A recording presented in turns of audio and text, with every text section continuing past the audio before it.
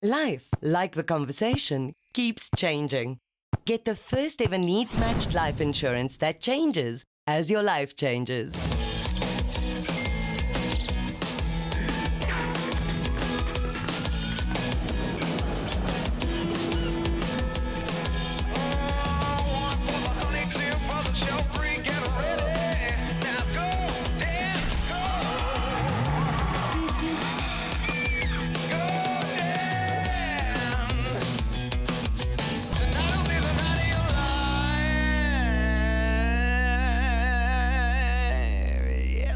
Hello and welcome to another lockdown edition of the Dan Nicholl Show with BrightRock. The world hasn't changed a great deal in the last week, so we're still filming in offices and studies and lounges around the world. And this week, three very cool guests joining us. We start with a trip to Spain, another country that's had a horror run-in with Corona, and speak to a man who's from Portugal. He's probably one of the finest amateur golfers in Europe at the moment, but you'll know him better as one of the finest footballers to have represented Barcelona, Real Madrid, Milan, and of course his country. It's a very big hello to Luís Figo.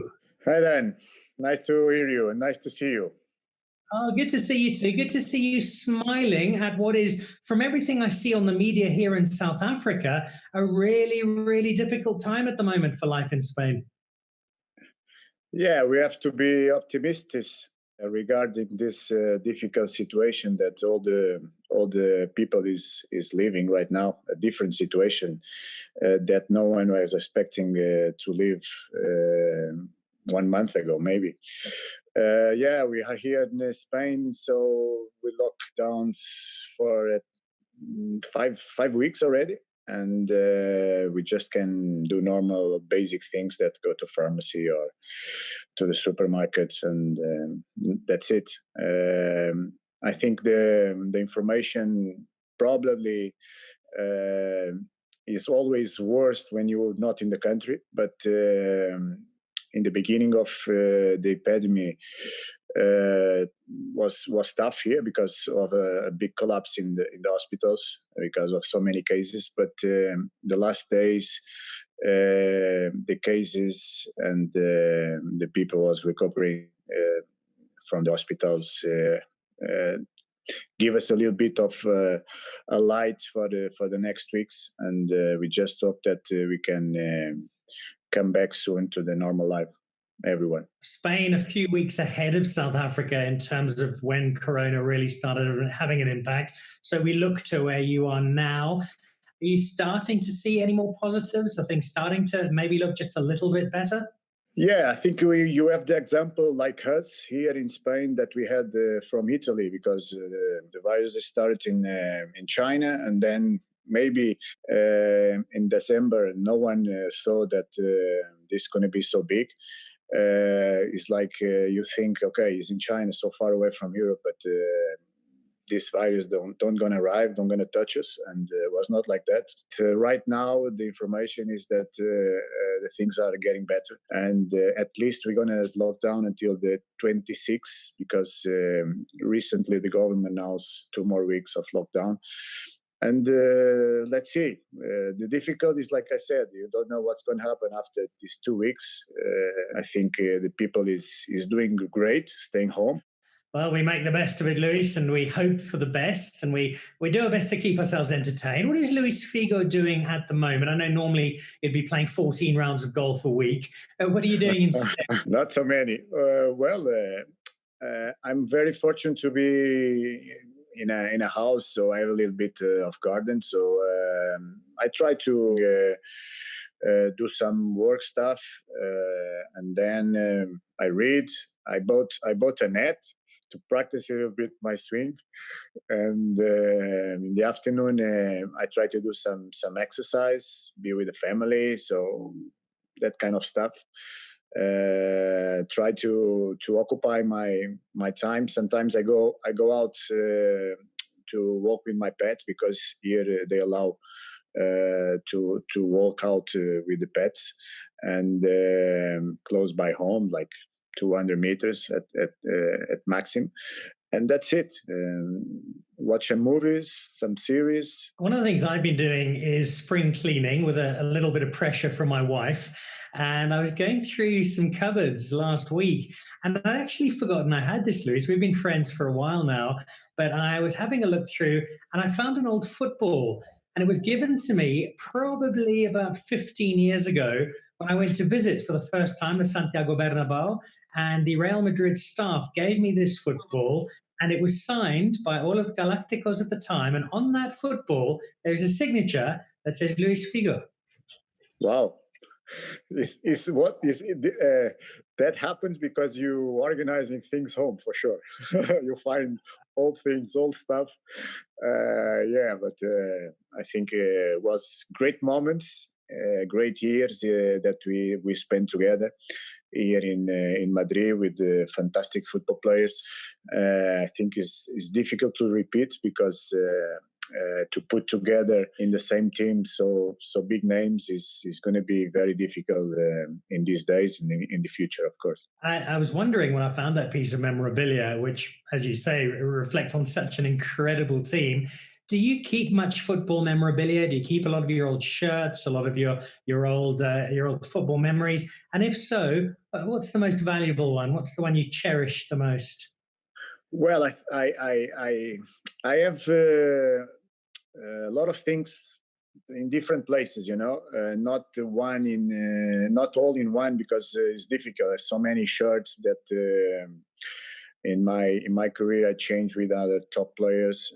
So most of the shirts I have in Portugal with my father, and then here in my office, of course, I have the awards that I won in my career. Some balls signed by some teams that I was, and some gifts from top players. That was my reference. I have a shoe from Michael Jordan. I have a drive signed by Tiger Woods. That was good. And recently, I have a glove from the winner of the Masters of Augusta, Sergio Garcia, in a very special place because it was my first time following Sergio in Augusta, and I saw him win. So I said to him, now you have to invite me to all the big tournaments if you want to win again. He's given you, as he has so many of us, fantastic golf memories, just as you've given us some great football memories. One of the things we're doing a lot of at the moment on SuperSport here in South Africa and across Africa is watching some old games. If you had to pick one Luís Figo match from that astonishing career of yours, are you able to select just one that we should be watching as the ultimate Luís Figo game? Wow, it's difficult. Do you know that I'm not kind of person that watch all the games, and I don't know. Maybe I have to start to do that, though. But let me think. Maybe a good game was like the European Cup, Portugal-England. That I scored. We were down 2-0 in the beginning of the game, and then we could came over and won that game. Was great. I think a lot of emotion, a lot of goals. So entertained to watch again. So I can recommend that one. It shall go straight to the top of my list. Speaking of lists, I know we've had this conversation before in terms of your golf, which you're so passionate about, and wanting to play some serious golf in South Africa. Is that still something that once the lockdown is done, you'd like to tick off the list? No, I'm waiting for Mr. Rupert to invite me to go to South Africa. So to the Daniel, could be nice, eh? Good country, good wine, good people, and of course, golf course, fantastic. Well, I'll give Mr. Rupert a call after this. I'm sure we can sort something out, and we'd love to have you here in South Africa. Thank you. Thanks so much. Before we let you go, Luís, and go and work on that short game in your garden, you are, amongst other things, an ambassador for Laureate Sport for Good. You're an iconic figure in sport. A lot of people are looking for guidance. They're looking for leadership at the moment. Sport, I feel, can provide that right now. What would your message be to people in what is a really difficult time right around the world? Well, I think we have to be optimistic because we have to be strong. Of course, there's a lot of people suffering because of this sickness, this virus, but this one tomorrow, and I think we will be more strong tomorrow with more capacity of understand what happened, to be more prepared for what is comes, for sure. We're going to be more strong and with more interest to give a hug to someone close and someone that you love.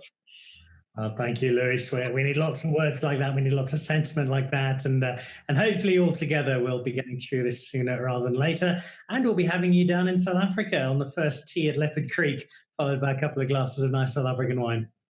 For sure, and don't forget to be home. Because being home, you can save a lot of lives, and this is easy. Indeed, you can. Stay home, watch old movies of Luís Figo's footballing antics, and we'll all get through this together. Luís, thank you very, very much indeed. Luís Figo, one of the modern greats of world football, World Footballer of the Year, starred for Barcelona, starred for Madrid, starred in Italy as well with Milan, and now, as I say, one of the finest amateur golfers in Europe. We go from a great footballer to a great swimmer, and after this, we're in London to catch up with South African Cameron Vanderburgh.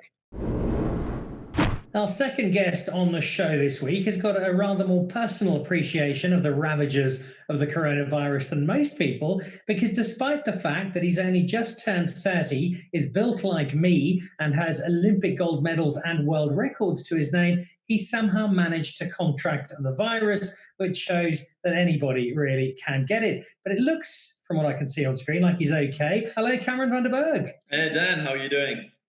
I'm very well, and I'm happy to see that there's a smile on your face, and you're looking pretty good. I remember when you sent me the message you got corona, I thought you were joking, because certainly at that stage, our understanding of corona was it was either people who were very old or people who were very vulnerable. You've thrown that theory straight out the window. Yeah, either I am definitely starting to get a bit old that I did contract it, or this disease is a bit more serious than I think a lot of people had given credit, which it obviously is.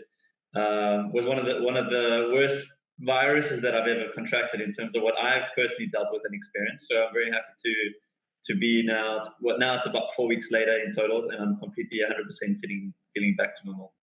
I'm glad you're back in one piece. I'm very sorry you had to go through it, though. How's Mrs. Vanderburgh? Did she manage to dodge it? No, unfortunately, Ms. Vanderburgh she also got sick, which was quite difficult in terms that we were both going through the same thing together. So there was no one to make you chicken soup and make you feel better when you were really down or cheer each other up. But at least, yeah, we were able to get through it together, and we're both healthy and happy out the other side.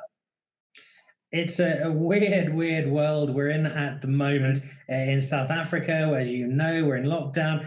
London, it seems to be strange. It seems to be a partial lockdown, but not an entire lockdown. From where you are, what's life like at the moment? How have things changed? In London, the lockdown is a little bit more relaxed in terms that we're allowed to get out every day and do about 30 to 40 minutes of exercise and walk around. And my wife and I, we make an aim of that to get out, and we walk and we talk, and we don't speak about anything corona related or work related. We speak about just anything positive and things that we like, and that really puts a smile on our face and just sort of helps that mental health attitude to make things a bit easier. But in terms of outside of that, I think that London is still taking this quite seriously.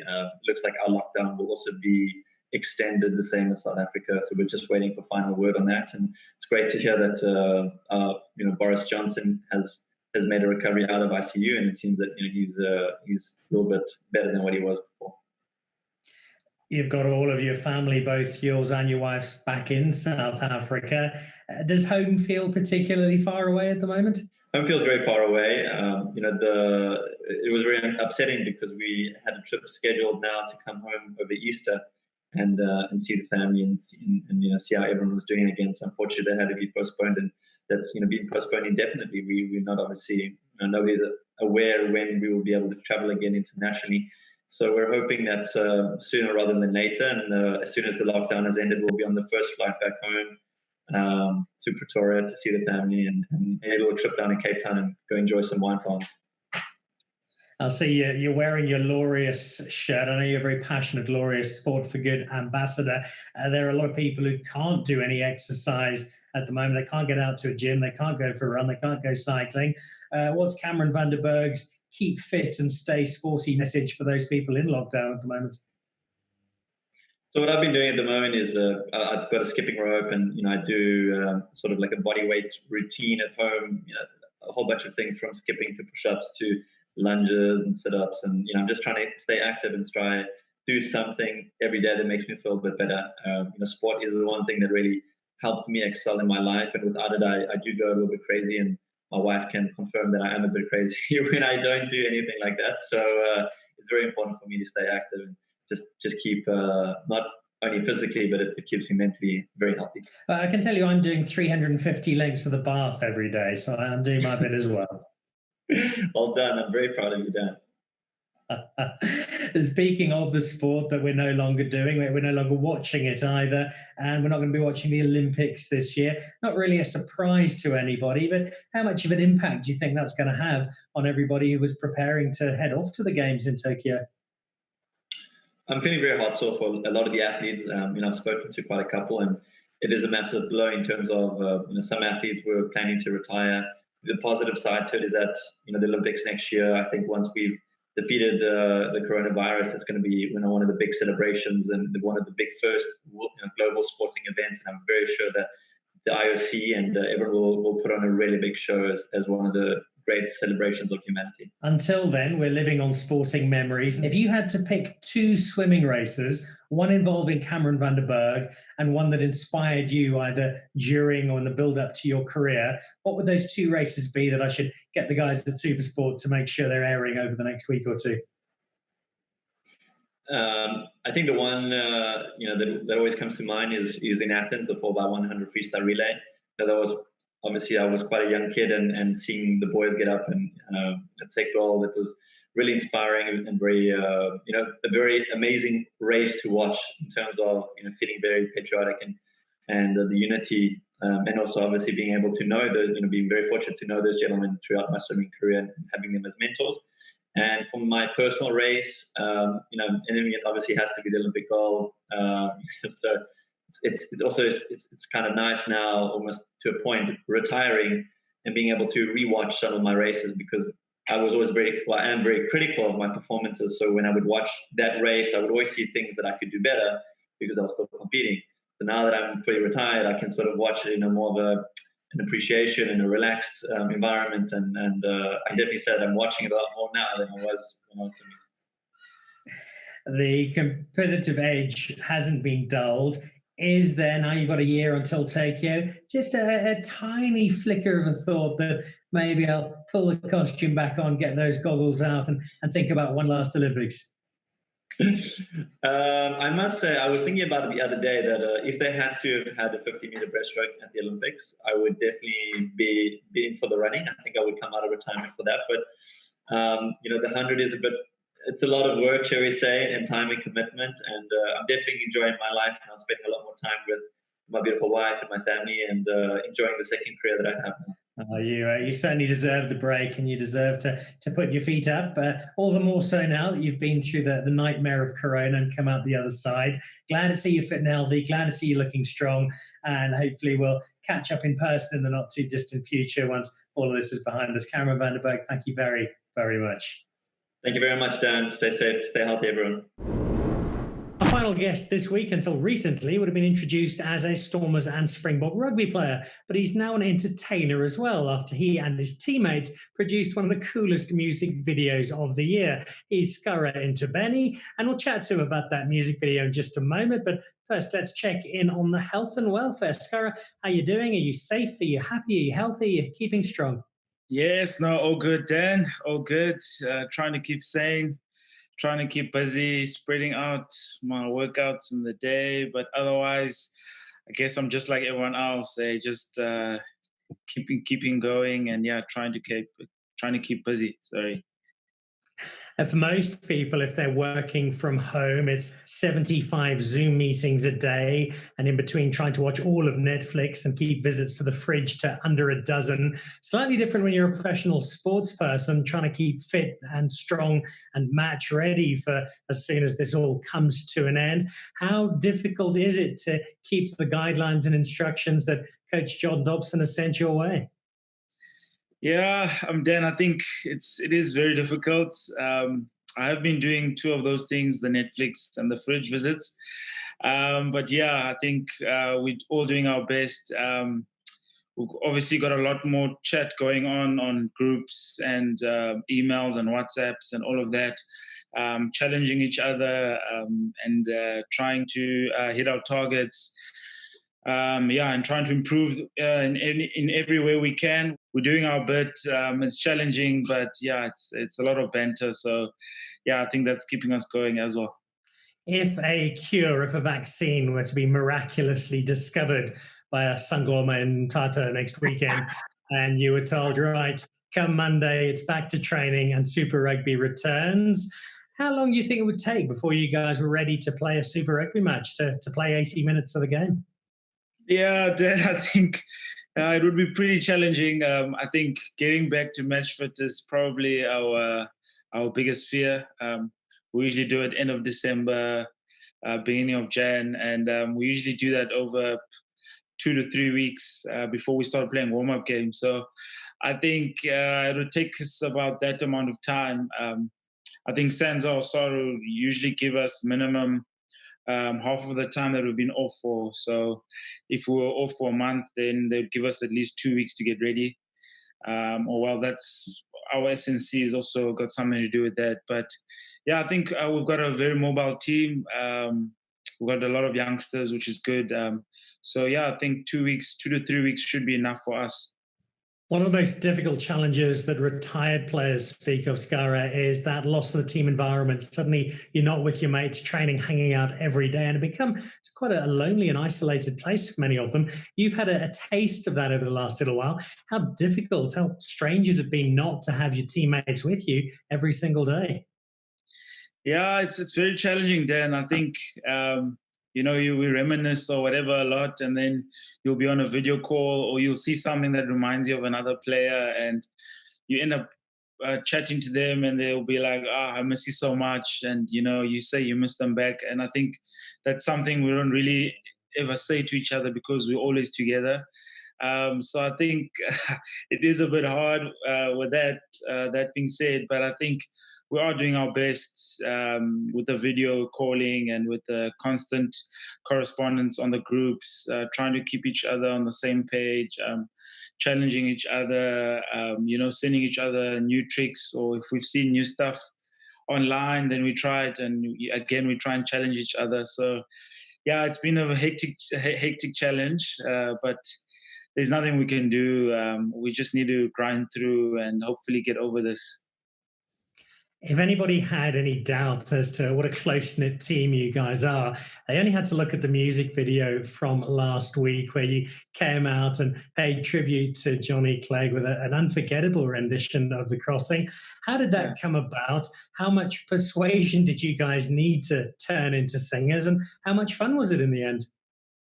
Yeah, I think, John is very different, but there's always a method behind his madness. And it started every year we have a theme song, and we have a team theme as well. So this was our theme song, and our team theme was to get Cape Town smiling again, since it was the last year at Newlands. And I think the guys gave everything on the field. Tried to really give the best we can. We try to make ourselves accessible to the people. We try to go to people's offices, surprise people on their birthdays, bring them birthday presents. So we really wanted Cape Town to smile, and we wanted to show our appreciation. And then the theme song, obviously, John is a guy who really loves his history, and loves people, and obviously the late Johnny Clegg had done a lot for South Africa, and we learned a lot about his stories. Dabo always does history lessons, and he thought this would be a perfect song for us, and it was a bit challenging. We got a choir master, was with the Cape Town choir, I think, and he came in a few times, and we recorded some stuff, and we learned the words. And then I think John and Duncan came up with this idea of trying to do it in a studio, and I think that was the amazing part. I think those people, like musicians, they don't just go into a studio and record, so they really put a lot into it, and getting a lot of those faces in front of the camera was challenging, but I think the vibe was just so cool after everyone warmed up, and they made us feel comfortable, because that's definitely not our comfort zone. So guys like Wilco Low, so I think at the end we all actually enjoyed it. It was long hours, but we squashed it in with the team in one day. As tempting as it is, Scarra, I won't ask you to give us a musical solo to wrap things up. But what I will do is ask, just in farewell, for a few words to the Stormers fans, the rugby fans, the sports fans out there at this time. Just some words of comfort and inspiration from Scarra Ntubeni. Yeah, thanks, Dan. I think, as I said earlier, this is obviously very challenging for all of us. But I think, the best we can do is just stay inside and help wherever we can. If you're fortunate to be able to help someone, there's a lot of people out there who are stuck in small places, overcrowded, or using communal toilets, taps, and it's harder for them. There's people that earn daily wages, and people who are losing their jobs and closing down their companies. So I think if you're in a position where you can help, doesn't have to be money, but in any way, I think there's a time where I think those people really, really need it. And yeah, I think it'll go a huge way for all chip in. So yeah, I think everyone's obviously missing the sport, but at the moment, that's not the important thing. I think it's us, everyone helping each other and getting together, and getting over this so we can all go back to what we do, what we love, and get the economy going and get back to normal. Well, that help extends to lifting spirits and making people smile. And Scarra, you and the Stormers certainly did that last week. So thank you for a very special edition of The Crossing. Thank you for being with us today. Keep fit, keep safe, keep healthy. And hopefully it's not too long until we see you and your teammates back on the rugby field. Wrapping us up today, Scarra Ntubeni. A big thanks to our other guests today. Cameron Vanderburgh checking in from London after his skirmish with Corona himself, and Portuguese football great Luís Figo, who joined us from Spain as well. As I say, that wraps us up, but we'll play out with some farewell music. This is part of that video clip from last week. It is the Stormers and Friends embracing The Crossing by Johnny Clegg. Enjoy and see you next week.